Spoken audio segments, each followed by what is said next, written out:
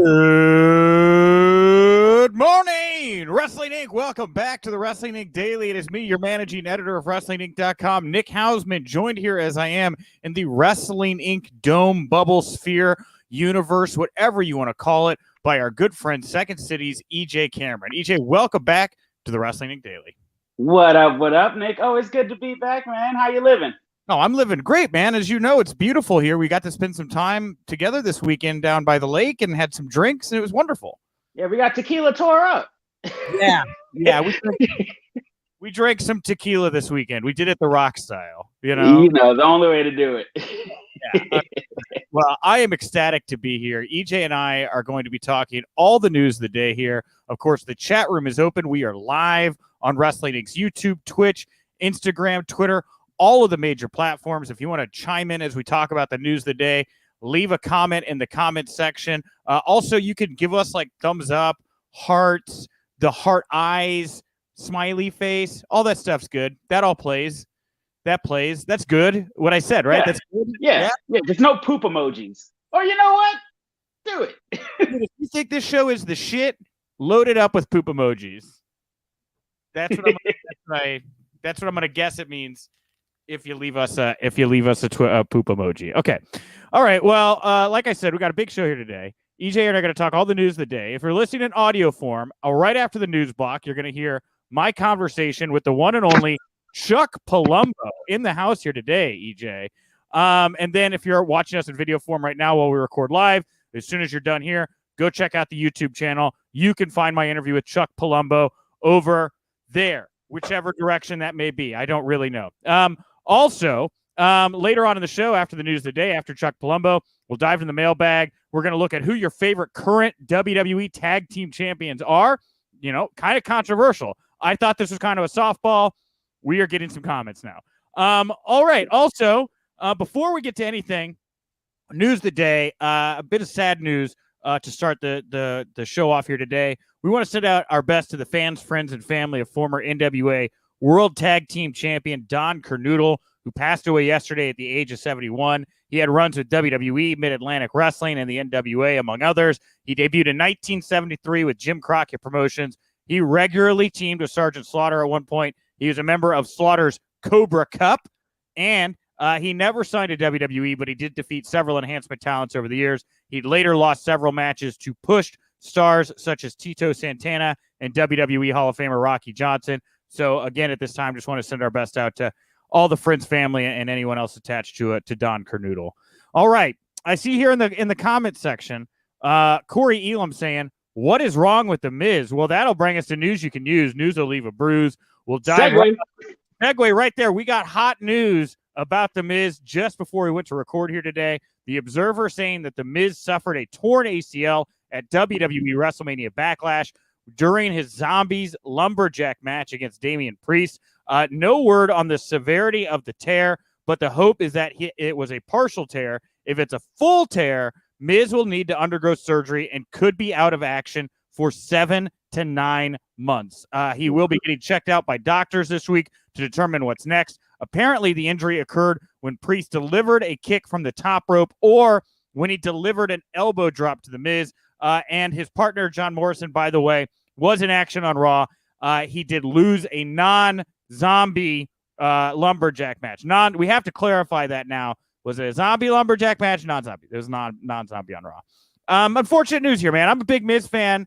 I think that he's consistently been one of the best performers for a long time in WWE. But when I say those words, as I was thinking this morning, I think to myself, yeah, a long time. This guy rides hard, man. He pushes himself very, very hard.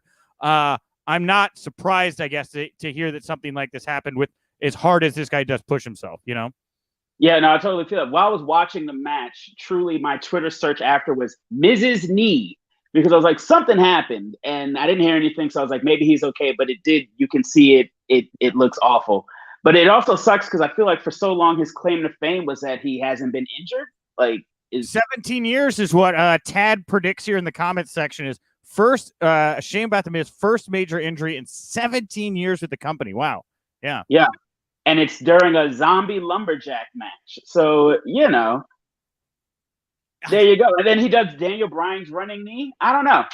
Funky well, Here's the thing about this, because I thought about this and how rarely the Miz gets injured, and I also thought about what happened with Jericho recently, where he took that fall onto the crash pad, and everyone was like, "Oh my goodness, a crash pad fall! You killed the business." Well, he injured his elbow doing that fall onto that, and it's these laughable moments here. We're all like rolling our eyes when guys that have been so consistently not injured for so many years happen to be injured. I guess more of just a reminder of kind of how dangerous all this stuff is, but also like just a weird coincidence at the same time that these two guys who are such soldiers that never get hurt seemingly got injured on these like spots that fans were not like way into. Like maybe would have preferred they didn't do whatever it is that led to these injuries, Right? It just feels like the reward or the payoff for what they were doing. Everybody trashes the crash pad, but he's legit hurt. Yeah. Because he wanted to be safe, and if he was being dangerous, we would have all been like, Jericho shouldn't do that. He's too old. So silver lining for Miz, I'm sure Miz and Mrs. will have all of this in it and a part of it. Yeah. So maybe this will, I'm sure he'll keep busy.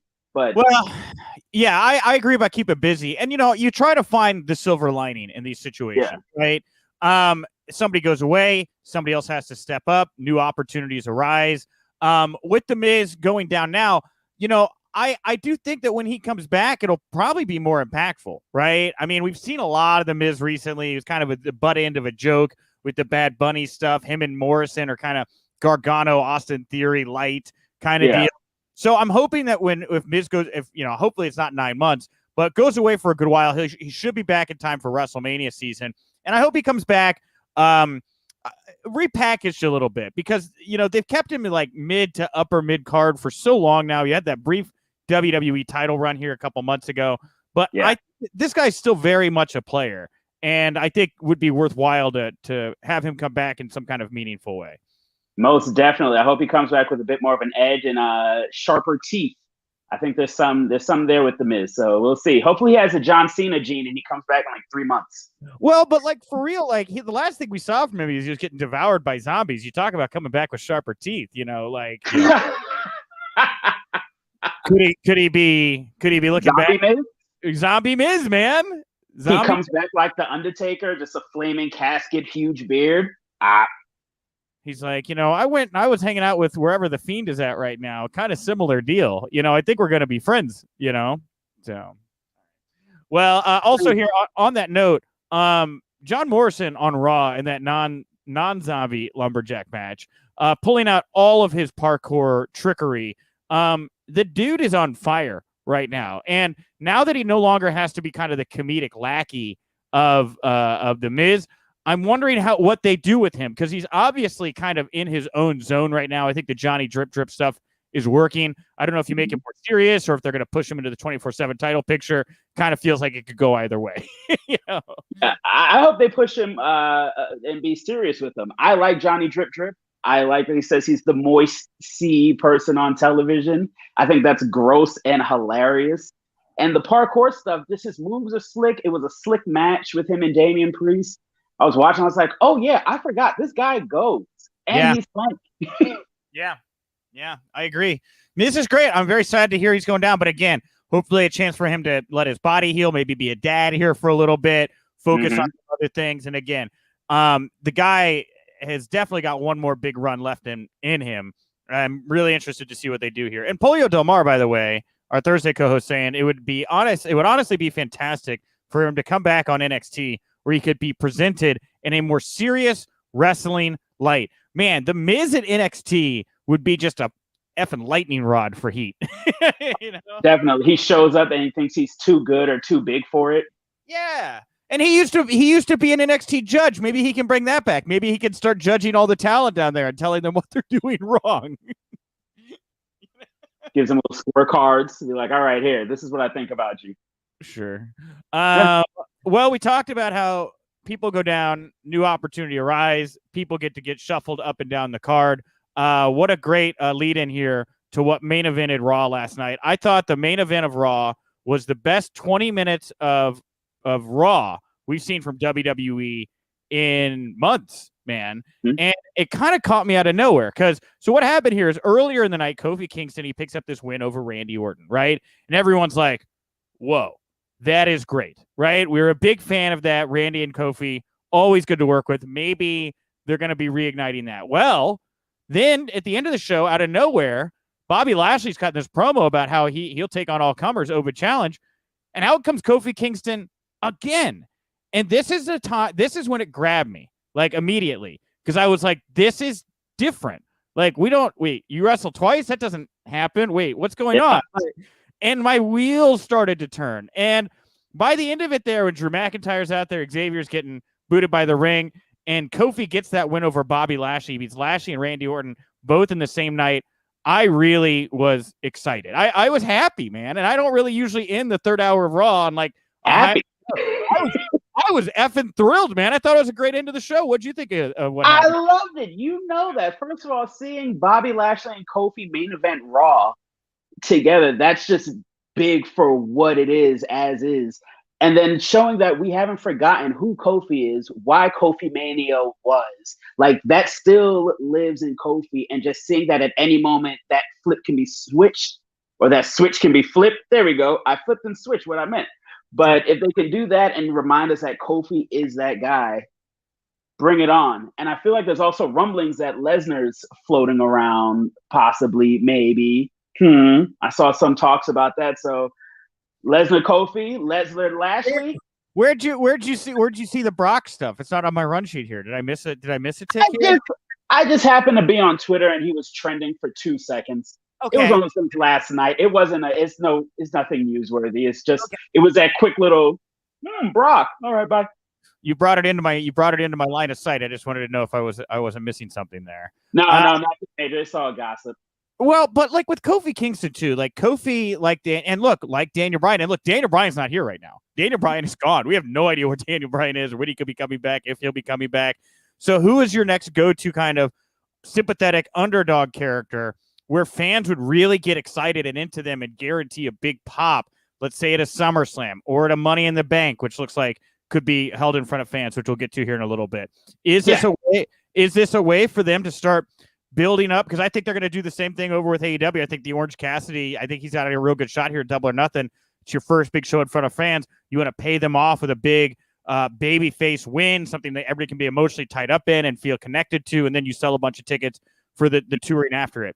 I don't know if that's where they're going with Kofi, but this guy got an abnormally large push on Monday Night Raw. And if you were going to look for somebody to go up against the Lashley, or I guess Lashley, I wouldn't move him over to SmackDown at this point. But if you're going to have somebody compelling for him to compete with and possibly take that title, I like what they're doing with Kofi Kingston right now.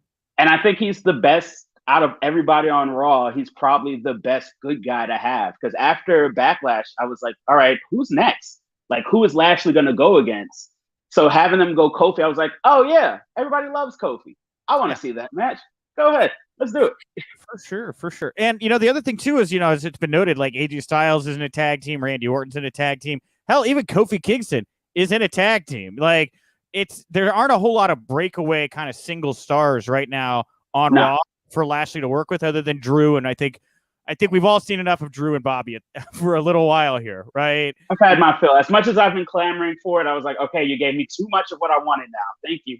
Well, and that's kind of the only thing, because both of Kofi's wins came with distraction, right? Xavier helped him with Randy, and then Xavier and Drew helped him with Lashley there. And so Drew McIntyre is still very much in that title picture, right? Yeah.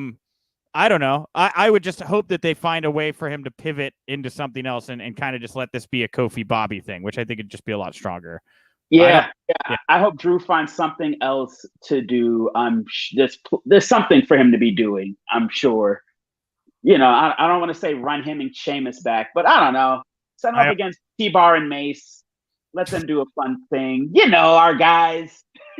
Not on my run sheet here, but yeah, T-Bar and Mace, they got this like backstage promo where they're like shooting hard on Lashley. Like, we're going to take the title. We're going to be thorn on your side. And then like the next thing we see them is just like awkwardly standing ringside as lumberjacks for Priest versus Morrison. Yeah. Very weird what they're doing with T-Bar and Mace. Grand opening, grand closing. So bad.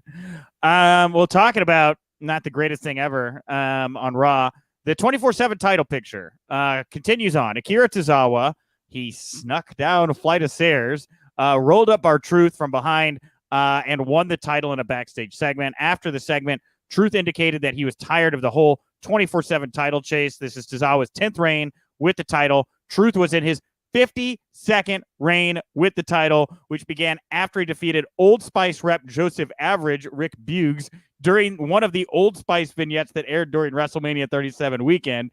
On a related note, WWE released a post-Raw video that shows how Xavier Woods tried to sneak up on Tozawa backstage during an interview with Sarah Schreiber. Tozawa then ran away from the Thunderdome in the Yuengling Center, clutching his title. So, Truth moving out of the 24/7 title picture, which is fine by me. The man has played this thing out. Tozawa, comedic stereotype that I guess makes Vince McMahon laugh. One for another, I suppose. I don't really have any thoughts on Tozawa with the title. I could go any which way of Sunday. But if they're really going to move Truth out of the 24/7 title picture, I've said it before and I'll say it again. That guy's a former NWA world champion. That guy can go. That is somebody that fans like.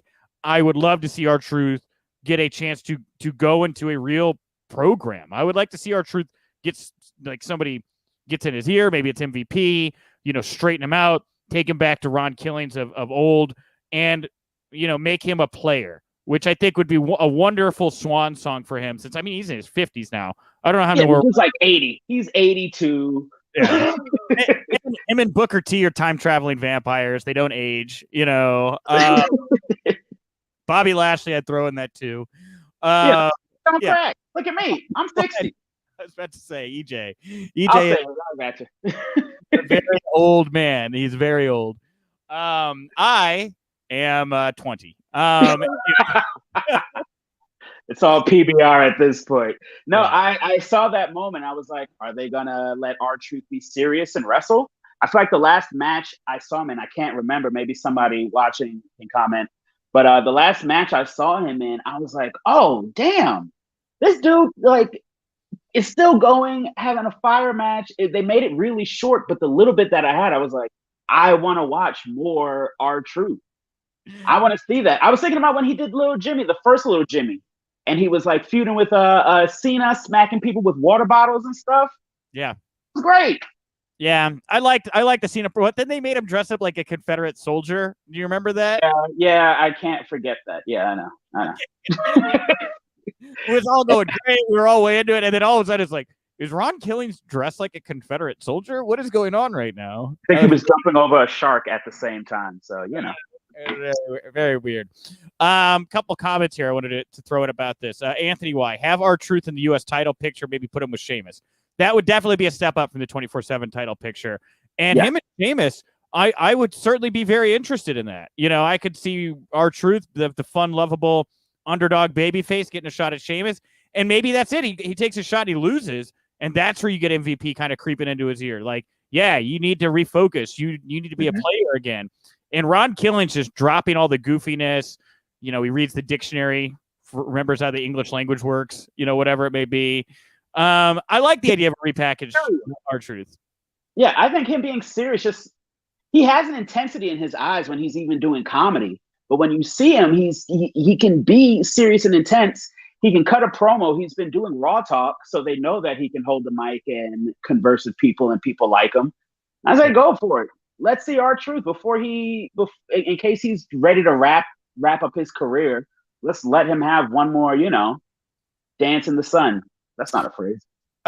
Sure. Yeah, who doesn't want to dance in the sun? We all dance in the moonlight. Let's dance in the sunlight. Yeah. King Harvest reference there. Polio Del Mar, by the way, he's 49, you terrible bastards. I'm repping for the old. So R-Truth, not 50 or even 80, as EJ alluded to. 49. Whoa, she called him old. Whoever that was called him old. I didn't say that. I didn't say it. Also, I glossed over this real quickly before we get to the next thing. So after helping New Day's Kofi Kingston upset Lashley in the main event, Drew McIntyre took to Twitter. He gave himself a new nickname. That nickname is Big D. When asked by a fan if he should rethink that nickname, McIntyre said, absolutely not. So I like it. The Big D. Who doesn't want the Big D around? He's already like a super. If he comes out that big old sword anyway, just go full tilt. Big D. Yeah. Yeah, Big D's big sword. You know, who doesn't love playing swords with the Big D? You know, like, you know, turn on TV. I got a little Big D in my face. You know, we could have a ball. Big D could rub ball. Anyway, never mind. Whoa, whoa, whoa, whoa. It's not even 12 yet, Nick. Don't stroke the ego of Big D. Don't stroke. You know, all right, I could do this all day. Literally do this all day. Blue Chew. All right, Braun Strowman. Braun Strowman. Blue. Just throwing it in there. Braun Strowman, he may have suffered an injury to his ribs during the Raw brand main event at WrestleMania Backlash, which saw Lashley retain his title over Strowman and McIntyre. Strowman did not appear on the post-Backlash edition of Raw last night. It was noted by MVP in the opener that Strowman was dealing with broken ribs. It remains to be seen if Strowman is suffering from a legitimate injury or not, as WWE often uses broken or bruised ribs as storyline injuries. Strowman has not made any public social media comments since Sunday, but he was seen clutching his ribs after the triple threat. So I make nothing of this. This is all just sand for me because it came from WWE and it came in a promo. So he could very well be broken in half, or he could be drinking margaritas down by Belmont Harbor. I'm not really sure. Man, that sounds like Braun wearing little. He's posting pictures of himself in little Daisy Dukes, little short shorts. Yo, yeah, man, his Instagram is wild. Yeah, this feels like it's a storyline deal. I hope that's the case. I hope he's not really hurt, but you know, he's gonna come back. He's gonna have the tape around the ribs, one of my favorite wrestling tropes, and that'll be a fun little thing for a while. Man, Braun Strowman in the short shorts. Somebody loves Big D, right? I bet you're gonna get these gams. These gams. I like you're gonna get these gams because it sounds like something that like from the Golden Girls. Like if it had been like B. Arthur setting up a wrestling match, you'd be like, you're gonna get these gams. It just kind of sounds like a reference from the Golden Girls. You know, we're bringing gams back. Okay.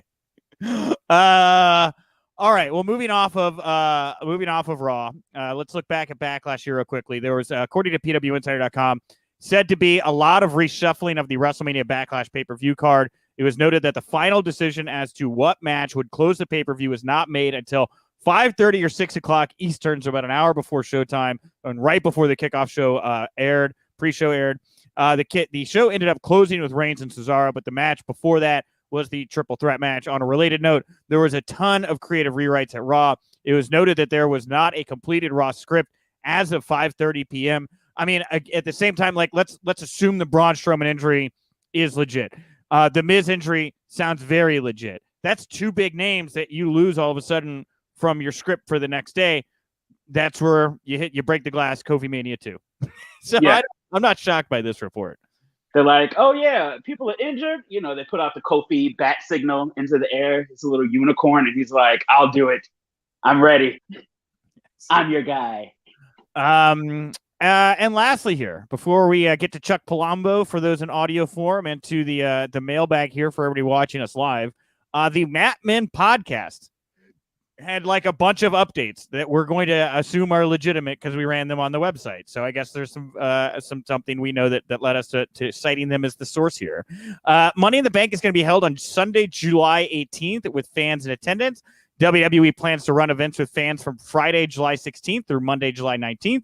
It is expected that the Friday show will be a live SmackDown TV taping, while the Monday show will be a live Raw TV taping. This also lines up with Money in the Bank being held that same weekend with fans in attendance. If the schedule change holds true, Money in the Bank would be the first WWE pay-per-view to take place with a live crowd since WrestleMania 37, unless they decide to have a live audience at Hell in a Cell.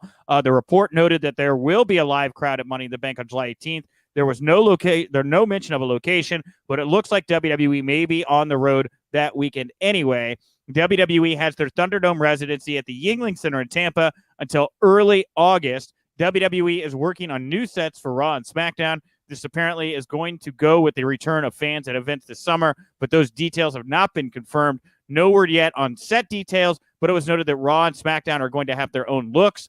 WWE recently switched the sets up for the Thunderdome, but these will be totally new sets and stages. So hibernation is over. The Bears are waking up. It is time to get back to business. It does not surprise me. I mean, it does. I don't know. Like, the new sets thing is going to be great. I hope that they are dope, and I hope that both shows look really, really good. I think we've all worn thin on the Thunderdome stuff. And just in my neighborhood, EJ, when I walk around, like the restaurants that seem to have survived or thrived, during the pandemic, there's a lot of construction going on. A lot of places getting ready for relaunches in my area right now. It kind of just goes in line, I think, with what a lot of people are doing at the moment. Yeah, same. My whole block is filled with a bunch of new restaurants, and I feel like, especially since the CDC just a few days ago was like, hey, if you're vaccinated, you can go out and do things. I know WWE is like, absolutely, we're opening things up. We're gonna do it. Yeah. So very exciting, man. And I'm ready to go. I'm going to Double or Nothing to Jacksonville in 2 weeks to go cover it for the site. I'll be fully 2 weeks after the vax here come Friday. So, I mean, I'm all about it, man. But this only works if we all get vaccinated and we prevent mutations from spreading. The last thing we all want is for somebody or a new mutation to come along that our vaccine does not prevent, and then we all have to go back into hiding and we don't get to do fun things anymore. So be responsible, I guess, so we can all keep having fun is what I'm asking, EJ. That's it, y'all. Real simple. Just, and if you do it, you can get Shake Shack. If you live in New York, you get free Shake Shack. So go get your vax, y'all. All right. Well, that'll bring us to the end of the show here today. Thank you, EJ, for joining me to talk all the news today. Thank you to Chuck Palumbo for the time. Of course, you just heard that if you're listening in audio form. And as soon as we wrap up here with the live feed today, we'll get Chuck Palumbo's conversation with me up over on the YouTube channel. Right now, we're going to dive into the mailbag at WInc Daily, WINC Daily. That is the Twitter account to follow. If you want to find the daily polls, vote, let your voice be heard, find out when new episodes are being released. And of course, I'll open it up to the comments section as well. If you have thoughts here about today's poll question, or really just kind of anything that we talked about here on the show today, jump on into your preferred comment section, whatever platform you're on right now. Let your voice be heard, and we'll read some more comments here at the end of the show. All right. Today's poll question: who are your favorite current WWE tag team champions? Is it AJ Styles, Omos, the Mysterios, Natalya and Tamina, or other? Is it one of the various NXT tag team championships, UK women's tag champions? Almost 300 votes here and a bunch of write-ins that we'll get to. 33.1%, 1 in 3 chose one of the NXT tag teams. That is what has won our poll here today. 31.6, AJ Styles and Omos. 22.7, the Mysterios, and down at 12.6%, Natalya and Tamina. What are your thoughts? Would you vote on? Does any of this surprise you? It doesn't surprise me. I voted for AJ Styles almost. I like their dynamic. I love an odd couple. They seem like they enjoy each other's company. They don't wrestle a lot, but I get it. It's an attraction. I'm cool with it. I almost voted the Mysterios just because that tugs at my heartstrings. But I feel like watching Backlash, WWE kept hinting that it was going to happen too many times. And I was like, all right, this doesn't, you guys, you made it, not cool. It's like the first father-son. I don't know. They might. The first father-son. And I'm like, okay, all right, cool. But, It did seem obvious, man, right? Yeah. Yeah, there was a point where I think a few months ago I was like, oh, they could win and I'm going to cry. But they talked about it so much. I was like, yeah, it's coming. I'm fine. Okay, cool. So it just was almost. I voted MSK just because I like them. I know them. They're cool guys. Enjoy the tree fair, whatever it may be. So I voted MSK. They're just very much my style. And I before we get to the write-ins here, I was surprised that Natalya and Tamina did not do that well in this poll, just because my feed has been flooded for like a week of like how proud everyone is of these women, how happy they are to see Tamina getting a push, yada, yada, yada, all these things. But when the rubber met the road here, the excitement level was not there from the fans to actually vote on them. It was a lot of lip service, I guess is what I'm saying. Yeah, I think it's one of those things of we're happy for Tamina and Natalya. But dude, their segment with Alexa Bliss was the most uncomfortable thing I've seen on Raw in a while. I don't want to say holy guacamole with moly. Dude, that was wild. I was like, somebody yell line somewhere. Oh, dude, it was so bad. I want to say the worst thing on WWE TV this week, but we had a zombie lumberjack match, so True. it's kind of tough. Like, Lily was the best performer of that little moment. What was going? Dude, that was so bad. The Alexa, Natalia Tamina stuff, just awkward pauses. You know, like what's your favorite color? Like, I guess the payoff of Alexa blowing up the ring with fire was. I know. I almost set my man Reginald on fire. What's she doing? That looked close. That looked really close to Reginald. I agree with that. Like he made. I was like, yo. So he didn't like flip out of it or something. Yeah, no, that was bad. It was like, what's your favorite color? And I was like, oh, Natalia's gonna say pink. And then 5 minutes later, I'm gonna go with pink. I was like, what? Were they waiting for the sound cues? I don't know. Not all wrestlers are actors. It's fine. So bad. And the other thing was the T-Bar Mace promo. I wonder, that was a pre-tape, right? Or do you think they made him do it live? The only reason I ask is because there was a point in there where Mace was made to flip a coin and catch the coin. And I wondered if they made him do it live to be like, if he catches that coin, we'll push him next week. If he drops the coin, no more push. Like, I really feel like they're on that kind of an edge right now. Your career is literally based on a coin flip is a wild. It's like, you better catch this. That was an actual thought that I had. I was like, if he does this and then the coin falls on the ground, DOA, they are gone. But if he catches that coin flip and they're like, that's some real good hand-eye coordination, you guys get 3 more weeks of push. He got me. He pulled it from behind the cameraman's ear and goes, oh. Vince, I learned some sleight of hand magic, Vince. Can more push, please? Get more push? You find out Vince is a fighter. He loves sleight of hand magic. He's like, oh, yes, more. When I was growing up in the trailer park, I thought it was all real. I thought it was real. Pull more money out my ear. Yeah. This guy, look at this. He's our golden goose. He's literally knocking coins out of my ear. It's crazy. Does Vince not know what magic is? Does he think this is real? Dude, he still thinks the fights are real. He thinks this is all a shoot. Like, it's crazy. Oh, no. All right, we'll read some comments from the Twitter poll. Then we're going to read some comments from the comment section, the Mecha comment section that we have here of all the different platforms. So you guys can chime in still. At Eric Busco, a.k.a. the Buscat. I voted NXT because none of my favorite WWE tag teams are champions. I wish they would have combined the tag belts in their time in the Thunderdome, and they could have built the division up. Instead, we get the Street Profits versus the Viking Experience Warrior Raider guys. Yeah, it is kind of wild to me because, like, Dominic Ray, okay, father-son, I see the connection. Omos, AJ, kind of thrown together. Natalia Tamina, kind of thrown together. The only real tag teams that hold titles right now are like MSK, which is tag team from the get. Shayna, or not Shayna, Shotzi, Blackheart, and who's Shotzi's tag team partner? Oh, Ember Moon. They look together. They've been together for a while now, so I guess you could call it. But most of the tag teams that they have right now are not like the core of their tag division. You know? No, it's 2 single wrestlers they put together, and they're like, "This works, right?" Mm-hmm. Ziggler, Rude, the Dirty Dogs. Yeah, you guys know them. I mean, they've been together for a while, but they, Yeah. At Earl Bennett, I wish I had voted for Natalia and Tamina because I want WWE to push them more. I like them a heck of a lot more than the AJ, Omos, or the Mysterios. Okay, so somebody was impassioned there about Natalia and Tamina. You found your person, Nick. There it is. Speaking up. At Jermaine611, all teams that are traditional tag teams, get it together, Vince. Get it together, Vince. At Dumb Marks Pod, forget WWE as tag team titles, given the lack of importance they get. Yeah, man.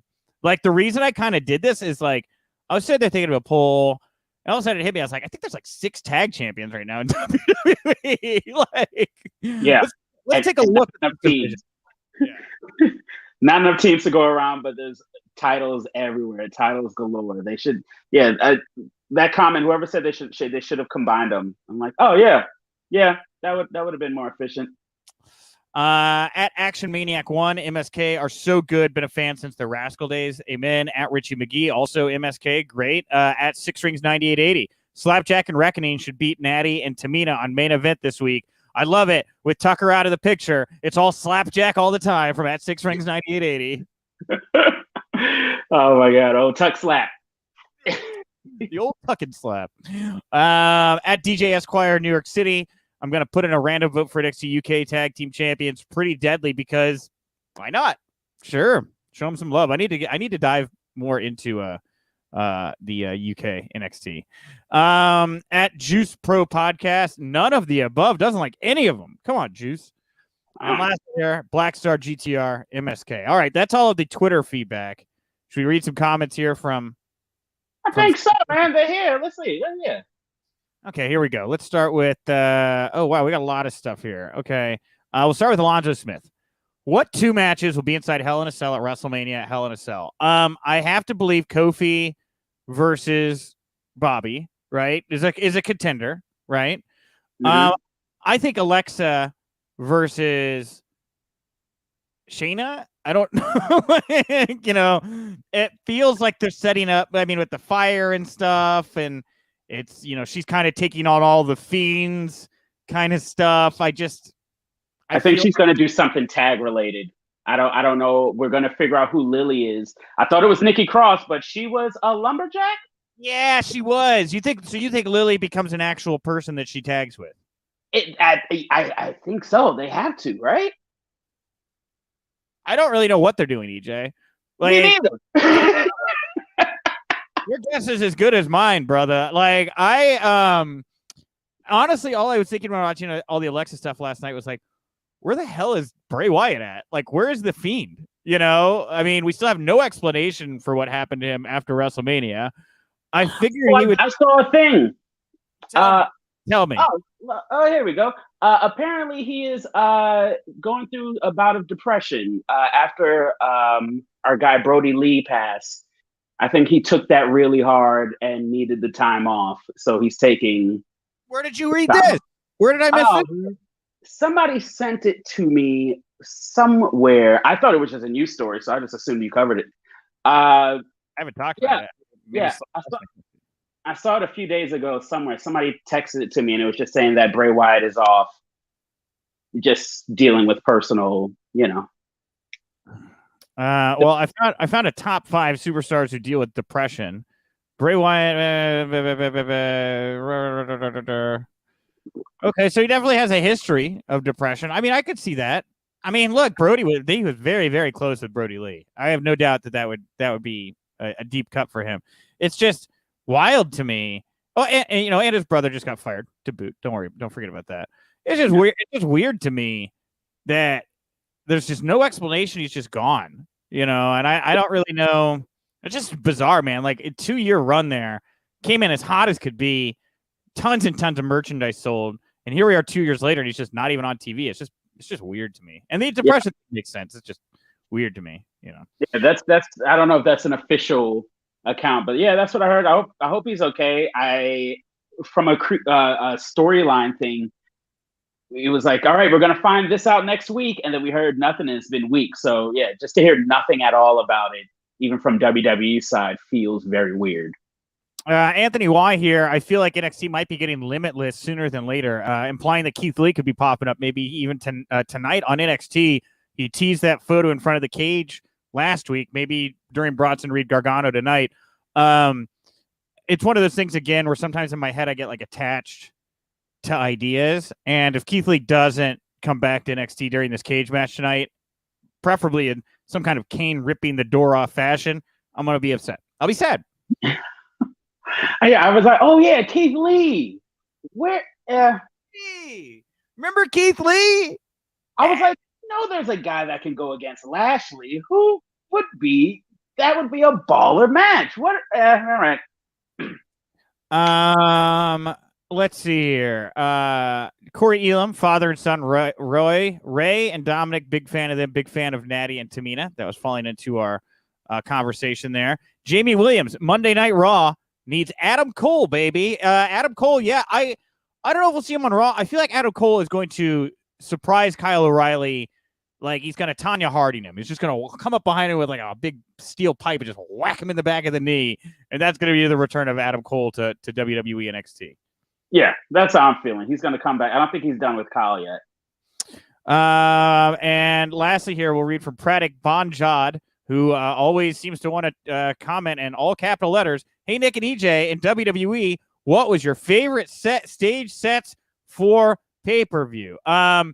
I have to go with the original In Your House set with the house. I love the swinging off of the rope. I just have very nostalgic memories of the In Your House set. I just like that set. What about you, man? What's your favorite set? Oh, that's a really good one. Oh dear. All right, my gut and my first is a TLC when they had all the chairs just floating in the air. I think it was Cena versus Wade Barrett, and he just like pulled a string and they all just collapsed down. That was good. I think that one, and close second is Caesar's Palace. Okay, that was just because it was such a big spectacle and outdoors and everything. Yeah, I thought that was really cool. I was a little kid and I was like, "This is amazing." Yeah, that show doesn't age as well. Like I have the same memories of like Giant Gonzalez and the elephant and the camels and everything, and I'm like, what a cool thing. And then like as an adult, I watch it and I'm like, they did Brett wrong. Don't it? They did Brett wrong. This is terrible. That was bad. That was bad. God. That's why I said the set. All right, everybody. Well, that'll bring us to the end of the show here today. I'll be back tomorrow. I'll be joined by Brian Wool, another comedian friend of mine. And on tomorrow's show, if you're listening in audio form, we're going to be debuting a new Wrestling Inc. daily correspondent. His name is Drew Rice. Drew, we hired last week. He's going to be a writer for Wrestling Inc. Very nice guy. I like Drew a lot. And as I was getting to know Drew and kind of talking to him about what he wants to do on the site, Drew just graduated college. He's starting his career off. He's going to be starting with us. That's always exciting. Love when new people come on board with like that. And Drew goes, Nick, I did all these. I had to do a project my senior year. I chose to do it about WWE, and I have all these interviews with wrestlers that I don't know what to do with. And I was like, well, who'd you interview? He's like, well, I got Tyson Kidd. I got Jackson Riker. I got Nikita Koloff. I've got Mark Mero. I was like, well, buddy, like, we'll just roll that out. We'll just put that on the daily and you can write up some posts and we'll get your work out into the world, what you did. So unfortunately, I know you're very disappointed. We're not starting off with Jackson Riker, though I guess at some point we will have a Jackson Riker interview here on the show. For those of you that interest, huge Jackson Riker guy over here. I'm about to get his T-shirt. Huge, big fan. So we're gonna let him storm the daily here and just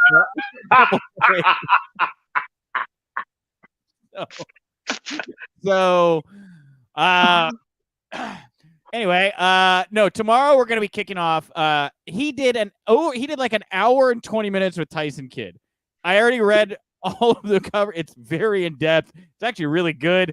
So tomorrow, come on back. We're gonna have this huge deep dive interview with Tyson Kidd on the show tomorrow. Drew Rice did it. So come on back for that. Also, if you like the Wrestling Inc. Daily, support WrestlingInc.com.